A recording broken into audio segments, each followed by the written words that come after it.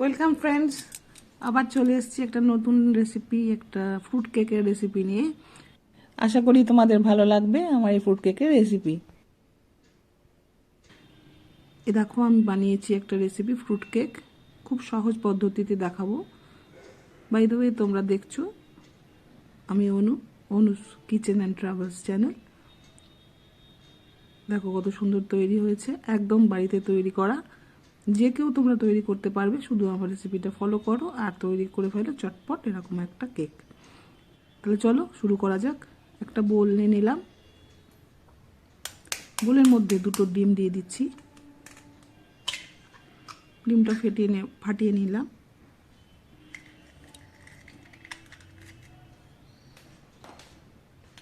আরও একটা দিয়ে দিয়েছি, এরপরে আবার আর একটা ডিম দিয়ে দিলাম,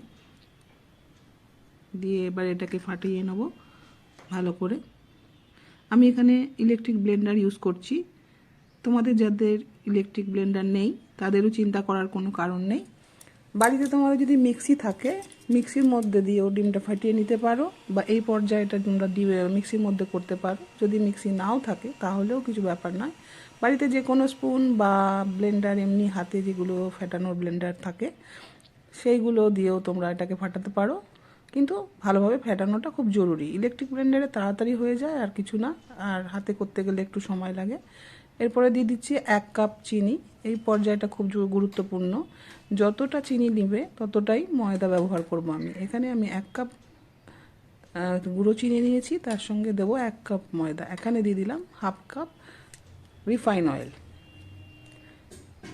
আবার এটাকে ভালোভাবে ফেটিয়ে নেব। তোমরা মিক্সিতে ইউজ করলে ডিমটা ফাটিয়ে নেবে ফার্স্টে, তারপরে তোমরা চিনিটা অ্যাড করবে, তারপরে তেলটা অ্যাড করবে, করে ভালো করে ফেটিয়ে নেবে, নিয়ে একটা বুলের মধ্যে পুরো মিশ্রণটা ঢেলে দেবে। এই স্টেপটা তোমরা মিক্সিতেও করে নিতে পারো বা হাতেও করে নিতে পারো, যে কোনো স্পুন দিয়ে। কিন্তু খুব ভালোভাবে ফেটাতে হবে, এটা একটু ধ্যান রাখতে হবে। এখানে নিয়ে নিচ্ছি 1 চামচ ভ্যানিলা এসেন্স, দিয়ে দিলাম। এরপরে আবার একটু এটা মিক্সড করে নিচ্ছি মিশ্রণটার মধ্যে। দেখো ভালোভাবে এসেন্সটা মিক্স করে নিলাম।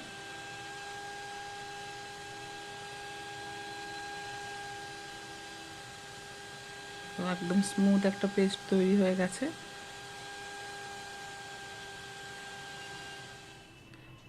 তারপরে নিয়ে নিলাম একটা এরকম ছাঁকনি, যে কোনো ছাঁকনি তোমরা ইউজ করতে পারো। তাতে দিয়ে দিলাম 1 কাপ ময়দা, 2 চামচ গুঁড়ো দুধ। ময়দা চিনির মেজারমেন্টটা একদম সমান রাখতে হবে, তাহলে মিষ্টির পরিমাপটা একদম সুন্দর হবে।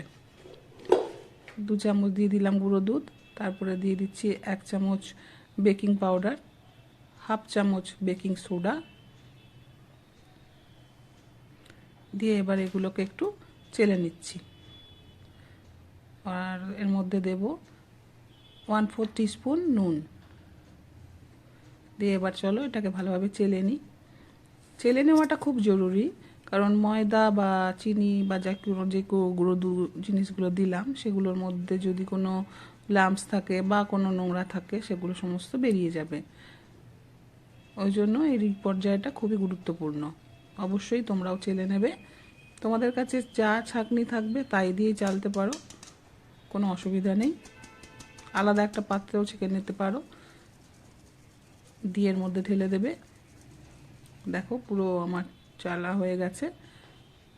এবারে এটাকে আমি মিক্সড করব। এখানে আমি আর ব্লেন্ডার ইউজ করছি না, কারণ ময়দাটা গুঁড়ো জিনিস তো এটা উঠতে শুরু করবে, ওই জন্য এমনি হাতেই এটা মিক্স করছি। কাট অ্যান্ড ফোল্ড প্রসেসে এইভাবে মিক্স করতে থাকবে। যে কোনো এক ডিরেকশানে ঘোরাবে, চতুর্দিক দিয়ে ঘোরাবে না। এইভাবে আস্তে আস্তে ধীরে ধীরে এটাকে মিক্স করে নেওয়া হচ্ছে। এটা হালকা হাতে করতে হবে, ধৈর্য ধরে করতে হবে। দেখো পুরো মিক্স করা হয়ে গেছে,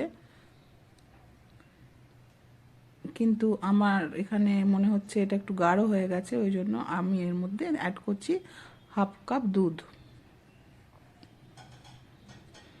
দুধটা দিয়ে আবার এটাকে ভালোভাবে মিক্স করে নেব। ঘনত্বটা বুঝে তোমরা দুধটা ইউজ করবে, আমি তোমাদের পরে দেখাচ্ছি ঘনত্বটা কেমন হওয়া দরকার, তোমরা এমনি বুঝতেই পারবে। দুধটা ভালোভাবে মিক্স করে নিই। এবার আমি ব্লেন্ডার দিয়ে মিক্স করে নিচ্ছি, তাহলে জিনিসটা তাড়াতাড়ি হয়ে যাবে। দেখো এভাবে মিক্স করে নিচ্ছি। জিনিসটা খুব একটা পাতলাও হবে না আর খুব একটা গাঢ়ও হবে না, এরকম একটা মিক্সচার তৈরি করতে হবে। দেখো কত স্মুথ একটা পেস্ট তৈরি হয়ে যাচ্ছে।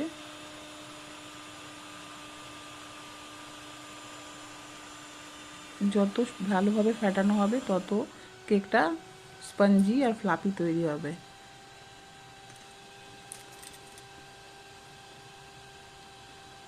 দেখো আমার এটা মোটামুটি হয়ে গেছে, ব্যাটারটা রেডি। এর মধ্যে এবার দিয়ে দিচ্ছি কয়েকটা কিশমিশ। এখানে তোমরা যে কোনো ড্রাই ফ্রুটস ইউজ করতে পারো, তোমরা যেগুলো পছন্দ করো। এখানে আমি দিচ্ছি ব্ল্যাক কিশমিশ, মানে কালো কিশমিশ, দিয়ে দিচ্ছি বাদাম, কাজু বাদাম, কাঠবাদাম, টুটি ফ্রুটি, মোরব্বা বা পেঠা, এগুলো সমস্ত দিয়ে এর মধ্যে দিয়ে দিলাম। আমি যেগুলো দিয়েছি সেগুলোই যে তোমাদের ব্যবহার করতে হবে তার কোনো মানে নেই। তোমাদের যে যে ড্রাই ফ্রুটস পছন্দ সেগুলোই তোমরা ইউজ করতে পারো। এগুলো ভালোভাবে ড্রাই ফ্রুটসটা কেকের ব্যাটারের মধ্যে মিক্সড করে নিচ্ছি।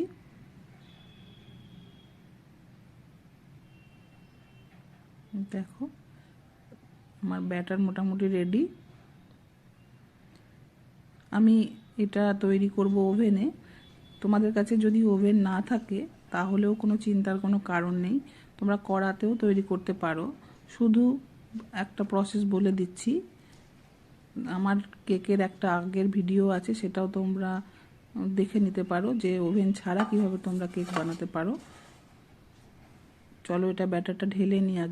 আগে এটাকে অয়েল ব্রাশ করে নিলাম কেক টিনটাতে ভালোভাবে।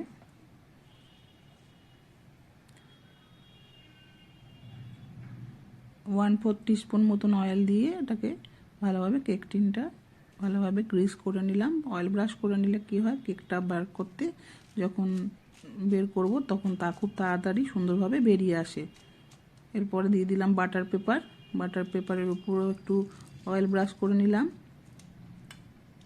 যেটা বলছিলাম, যদি তোমাদের কাছে ওভেন না থাকে তাহলে তোমরা একটা গ্যাসে কড়া বসাবে, কড়াটাকে প্রিহিট করতে দেবে। খানিকক্ষণ কড়াটা গরম হয়ে যাবার পর ওর মধ্যে দিয়ে দেবে বাড়িতে তোমরা যে নুন খাও সেই নুন দিয়ে দেবে। নুনের উপর একটা স্ট্যান্ড দেবে, তার উপর এই ব্যাটারের ভর্তি কেক টিনটা বসিয়ে দেবে, দিয়ে একটা ঢাকা দিয়ে দেবে। দিয়ে গ্যাসের ফ্লেমটা মিডিয়ামে রেখে 45 মিনিট মতন কি 35 মিনিট মতন তোমরা এটাকে বেক করবে। দেখো কেকের ব্যাটারের এটা কীরকম হয়, মোটামুটি ঘনত্বটা সেটা তোমাদের দেখেই বুঝতে পারছো। এই রকম ঘনত্ব তৈরি হবে, খুব একটা গাঢ় নয়, খুব একটা পাতলাও নয়।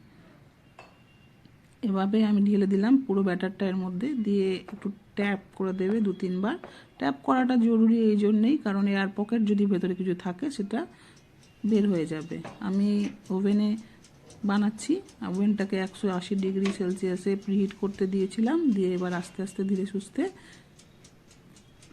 কেক টিনটা এর মধ্যে ঢুকিয়ে দিচ্ছি। দেখো ঢুকিয়ে দিলাম। এখানে আধ ঘন্টা মতন আমি এটাকে বেক করব, কিন্তু মিনিট 20-25 হওয়ার পর আমি এটাকে আর একবার বের করে নিয়ে আসবো। যখন কেকটা অল্প ফুলে যাবে, এই কাঁচা ভাবটা যখন আর থাকবে না, তখন দেখো এই রকম পর্যায়ে এটা ফুলে উঠেছে। মোটামুটি 20 মিনিট মতন বেক করেছি। এবার এটাকে বের করব, করে উপর থেকে ড্রাই ফ্রুটসগুলো ডেকোরেট করব।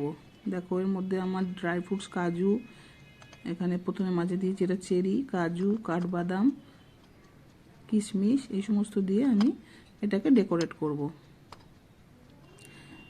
এখানে এই জিনিসটা একটু বেক করবার পর করতে হবে, এই কারণেই যদি কাঁচা অবস্থায় তোমরা এগুলোকে ডেকোরেট করে নাও তাহলে যখনই বেক করা শুরু হবে তখনই এই ড্রাই ফ্রুটসগুলো ভেতর দিকে ঢুকে যাবে, উপর থেকে ভালোভাবে বোঝা যাবে না। ওই জন্য খানিকটা বেক হয়ে যাবার পর ওটাকে বার করে নিয়ে এসে ডেকোরেট করলে পরে জিনিসগুলো ঠিকঠাক থাকবে। একদম যেমন ডেকোরেশন করেছো ঠিক সেভাবেই তৈরি হবে, ভেতরে ঢুকে যাবে না। এভাবে আমি কাজু কাঠবাদাম কিশমিশ দিয়ে ডেকোরেট করে দিলাম, দিয়ে এটাকে আবার বেক করতে ঢুকিয়ে দিলাম। আরও 10 মিনিট মতন বেক করব, করে কেকটা বার করে নিয়ে আসবো। দেখো বার করে নিয়ে এসেছি, কি সুন্দর তৈরি হয়ে গেছে আমার ফ্রুট কেক। কেকটা তৈরি হয়েছে কিনা বোঝার জন্য তোমরা একটা টুথপিক নেবে, টুথপিকটাকে কেকের মধ্যে ঢোকাবে, টুথপিক বা কাঁটা জাতীয় কোনো জিনিস কেকের মধ্যে ঢোকাবে। যদি ওটা স্মুথ বেরিয়ে আসে, ওর মধ্যে কোনো চটচটে ভাব যদি না লেগে থাকে, তাহলে বুঝবে যে কেকটা তৈরি হয়ে গেছে। আর যদি দেখো যে না, ওটাতে অল্প চটচটে ভাব লেগে থাকছে, স্মুথ বেরোচ্ছে না, তাহলে পরে আরও খানিকক্ষণ বেক করতে হবে। এই পর্যায়টা আমার দেখানো হয়নি, তোমাদের বলে দিলাম, তোমরা ওটা মাথায় রেখে একটু করে দেখে নেবে, তাহলে বুঝতে পেরে যাবে কেকটা তৈরি হয়েছে কি হয়নি।